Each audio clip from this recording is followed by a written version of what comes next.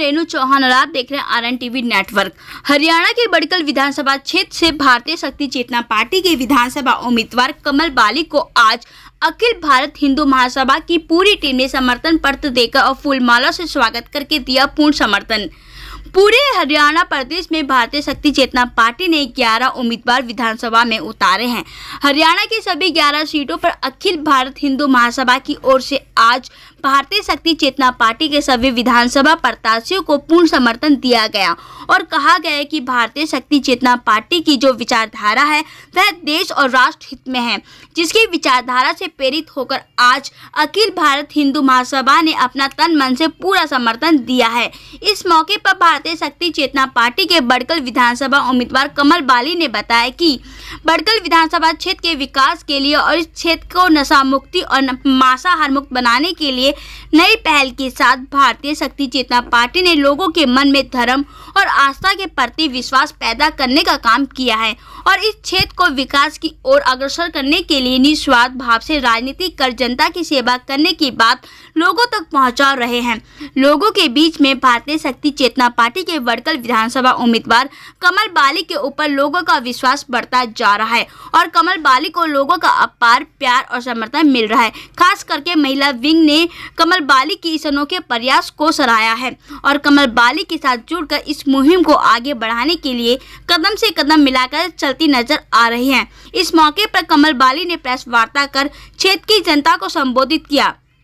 आइए दिखाते हैं क्या कुछ कहा प्रत्याशी कमल बाली ने और अखिल भारत हिंदू महासभा के पदाधिकारियों ने। आप सबका स्वागत है भारतीय शक्ति चेतना पार्टी की तरफ से। मुख्य उद्देश्य ये है कि आज अखिल भारतीय हिंदू महासभा हमारे को पूरे हरियाणा में समर्थन दे रही है और जो बड़कल विधानसभा 87 में जो दिक्कतें हैं हम समाज में निकल रहे हैं, समाज के लोग हमें स्वीकार कर रहे हैं, हमें समर्थन दे रहे हैं, अपनी समस्याएं रख रहे हैं, उस उद्देश्य से हमने ये प्रेस कॉन्फ्रेंस रखी है। तो किस चीज़ के लिए समर्थन दे रहे हैं और केवल इसी विधानसभा में दे रहे हैं या प्रदेश के सभी विधानसभा में? देखिए, हमारे को पूरे हरियाणा में इन्होंने समर्थन दिया है। हमारे भारतीय शक्ति चेतना पार्टी के ये केंद्रीय महासचिव अजय अवस्थी जी का लेटर है जो 11 हरियाणा विधानसभा में हमारे प्रत्याशी खड़े हुए हैं, तो सभी जगह पर इन्होंने समर्थन दिया है हमें। तो आज यहाँ पे आप चुनावी मैदान में हैं, किन-किन मुद्दों को लेकर आप चुनावी मैदान में उतरे हैं? देखिए, वैसे हमारी भारतीय शक्ति चेतना पार्टी का राष्ट्रीय मुद्दा तो भारत को नशा मुक्त बनाना है, क्योंकि नशा सभी बुराइयों की जड़ है। उससे अगर हम जोड़ दें कि नारी शक्ति का जो सम्मान होगा, जब नशा नहीं होगा, नशा नहीं बिकेगा तो नारी का सम्मान होगा।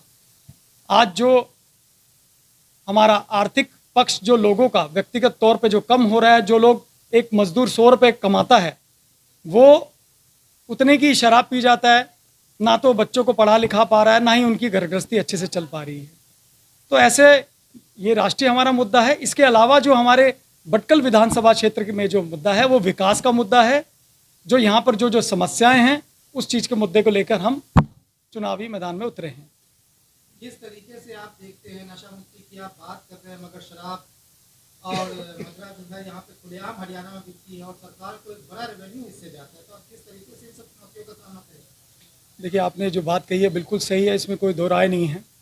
अगर आप पूरे साल का सेल का अगर आप अनुमान लगाएंगे ना, तो आप RTI डाल के पता करवा सकते हैं। मैं समाज को आपके माध्यम से कह रहा हूँ कि पूरे साल में जितनी शराब नहीं बिकती, इलेक्शन के दिनों में शराब की सेल हो जाती है। और रही बात रेवेन्यू की, तो सबसे बड़ी बात सरकार ये सामने रखती है कि हमारा राजस्व का क्या होगा, सबसे बड़ा पैसा हमको यहाँ से रेवेन्यू जनरेट होता है। तो राजा जो नेता है वो राजा होता है, राजा पिता समान होता है, अपनी प्रजा जो है वो उनके बच्चों के समान है। अपने बच्चों को क्या कोई राजा शराब पिलाता है? उसके लिए अनेक योजनाएं शुरू की जा सकती हैं, जैसे तमाम रोड टैक्स, तमाम तरह के टैक्स हम दे रहे हैं, समाज दे रहा है, तो एक नशा मुक्ति कर भी लगा दीजिए, अब टैक्स लगा दीजिए। उसमें हमारी माताएं बहनें बच्चे अपनी जेब खर्ची से वो टैक्स, बल्कि ज़्यादा उनका रेवेन्यू जनरेट होगा। आप सीधा सीधा सरकार को चैलेंज कर रहे हैं और लोगों को भी चैलेंज कर रहे हैं, क्योंकि मदरा पीने वाले लोगों की एक बड़ी संख्या है इस राज्य में, तो आप सीधे उनको चैलेंज कर रहे हैं और उनके स्वतंत्रता पे डायरेक्ट हमला कर रहे हैं, क्या कहेंगे? देखिए, ये स्वतंत्रता पे हमला नहीं है, जब तक हम स्वयं नहीं बदलेंगे तो जग नहीं बदलेगा।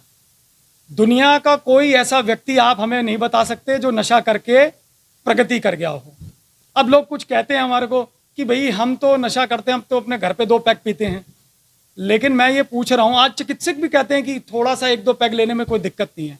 नहीं, नशा अगर आप आध्यात्म मार्ग पर बढ़ रहे हो, मूल जड़ है सभी बुराइयों की। और हम उन्हें चैलेंज वाली बात नहीं है ये समाज का एक तरीके से सबसे बड़ा नासूर है। इसको दूर करना ही पड़ेगा। हमारे भारत की महान संस्कृति है, अगर भारत को विश्व गुरु बनाना है तो नशा मुक्त होना ही पड़ेगा। बड़कर विधानसभा में और भी काफी चुनौतियां हैं। यहाँ विकास की बात करें तो आपने विकास की बात नहीं की, केवल एक मुद्दा है आपका नशा मुक्त करना, केवल उसी पे काम कर रहे हैं। तो क्या लगता है कि नशा मुक्ति पे कितने लोग आपको समर्थन देंगे और किस तरीके से वोट आप जिता पाएंगे? मैंने आपको बताया है कि नशा मुक्त भारतीय शक्ति चेतना पार्टी का और हमारे मूल संगठन भगवती मानव कल्याण संगठन का मुख्य उद्देश्य है जो और राष्ट्रीय मुद्दा भी है। लेकिन भटकल विधानसभा में अनेक समस्याएं हैं। जल भराव की समस्या सबसे बड़ी समस्या है। अभी हाल फिलहाल में पीछे एक दुर्घटना घटी, हमारे यहाँ पीछे ही भटकल विधानसभा में अंडरपास लगता है ओल्ड का, उसमें 2 लोगों की मतलब दुर्घटना में मृत्यु हो गई। हम उन परिवारों से मिले, वो एक वाइस प्रेसिडेंट थे HDFC के और कैशियर थे तिवारी जी। आप जाने कि जिनके घर के जाते हैं तो कितनी बड़ी दिक्कत उनको होती है। ये वेदना के उन हमारे जितने भी शासन प्रशासन को नहीं मतलब उनसे, आप व्यवस्था कर सकते थे। आप इतने सालों से हर साल यहाँ दुर्घटना होती है जल भराव के कारण, तो उसको रोका जा सकता था, रिपेयर करा जाता था। 200 करोड़ से ज़्यादा जो MCF वाले हमारे फंड खा गए हैं।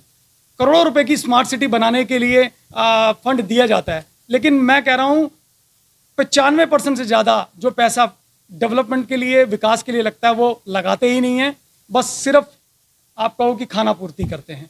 अगर ये अमित शाह जी जो हमारे होम मिनिस्टर है वो आए हमारे फरीदाबाद में चुनावी प्रचार के अंदर, पूरा फरीदाबाद को चौक कर दिया गया, बैरिकेडिंग कर दी गई। बड़े नेताओं के लिए आप सजग हैं शासन प्रशासन, तो आम जनता के लिए कब सजग होंगे? आपके सामने बीजेपी कांग्रेस दोनों के प्रत्याशी हैं और दोनों ने ही जो है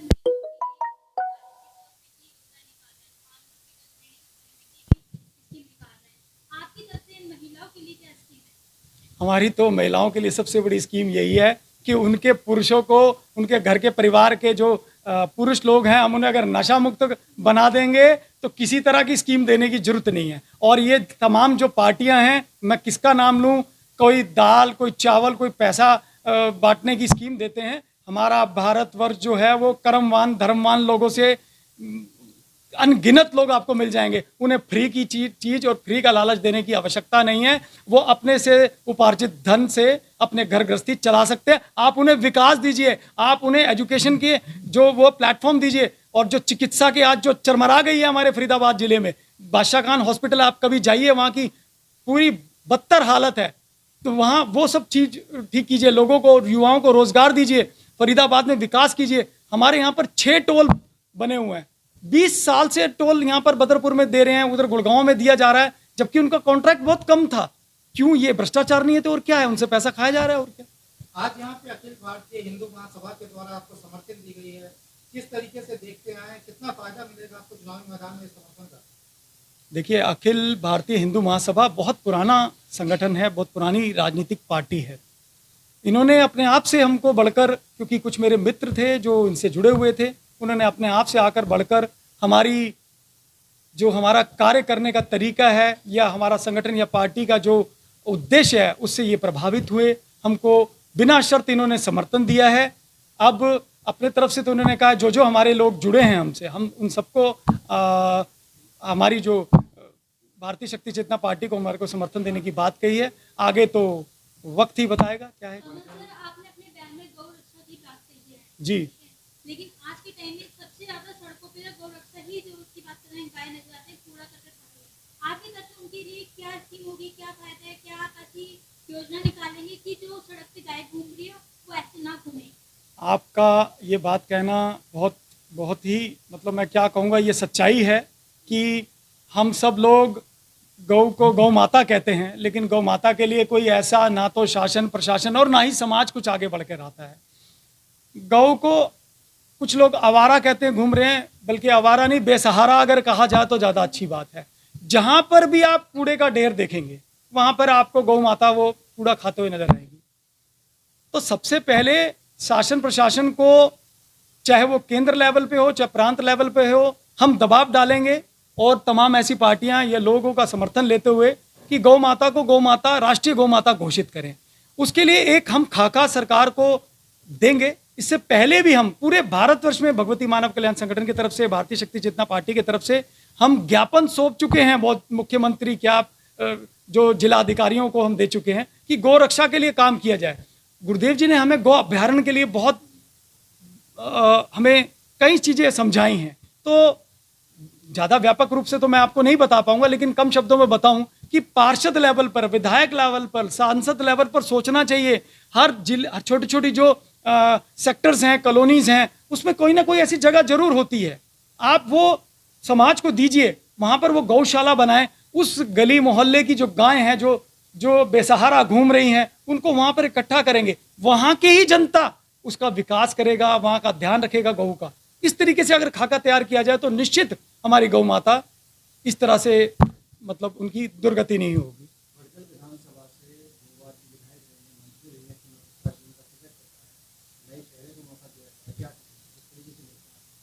देखिए, जितने भी प्रत्याशी खड़े हुए हैं, चाहे वो कांग्रेस से हों, चाहे बीजेपी से हो, तमाम पार्टी से हों, हम सब लोकल हैं, एक दूसरे को जानते हैं। मैं अगर उनके लिए कोई कमेंट करूं तो ये अच्छी बात नहीं है। समाज अच्छी तरह से परिचित है, चाहे वो बीजेपी हो चाहे कांग्रेस हो। देखिए, उनका कारण वो जानेंगे, क्योंकि समाज, जहां हम समाज में निकले हैं, तो सीमा त्रिखा जी ठीक है, हमको भी अच्छे से जानते हैं, लेकिन उन्होंने जो विकास करना चाहिए था वो विकास किया नहीं। केवल जितने भी नेता हैं, मैं किसी का नाम नहीं लेता, 10% ही ऐसे होंगे जो वाकई में राष्ट्र हित के लिए, समाज हित के लिए, जन कल्याण के लिए कुछ करना चाहते हैं, क्योंकि उनकी कथनी करनी में फर्क है। क्या मैसेज रहेगा युवा वोटर्स के लिए आपका? देखिए, युवा जो है हमारे आगे देश के भविष्य है। तो मैं सब युवाओं को भारतीय शक्ति चेतना पार्टी की तरफ से आह्वान करूंगा और अपने तरफ से भी आह्वान करूंगा कि आइए, विचारधारा को हमारी समझिए। ये परिवर्तन का दौर है, युग परिवर्तन का दौर है। हम एक पार्टी को चुनते हैं, फिर उसके बाद उससे अपेक्षाएं होती हैं, उसमें वो खरी नहीं उतरती, फिर दूसरी पार्टी को चुनते हैं, वो भी उससे ज़्यादा बदतर भ्रष्टाचार में लिप्त हो जाती हैं। ए और बी को ही चुनते रहते हैं। तीसरे विकल्प को तो आप एक बार मौका दे के देखिए। तो तीसरे विकल्प के रूप में आज भारतीय शक्ति चेतना पार्टी आपके सामने है।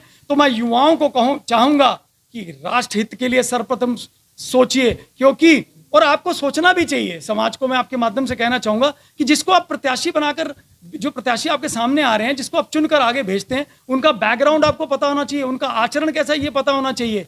नहीं तो होता क्या है कि हम बिना सोचे समझे किसी को भी चुन लेते हैं, फिर शोषण के शिकार हम होते हैं। और एक बात और कहना मैं आपको चाहूंगा कि जितने भी प्रत्याशी नेता बनते हैं या फिर एमएलए, विधायक या सांसद बनते हैं, वो हमारे जनप्रतिनिधि होते हैं।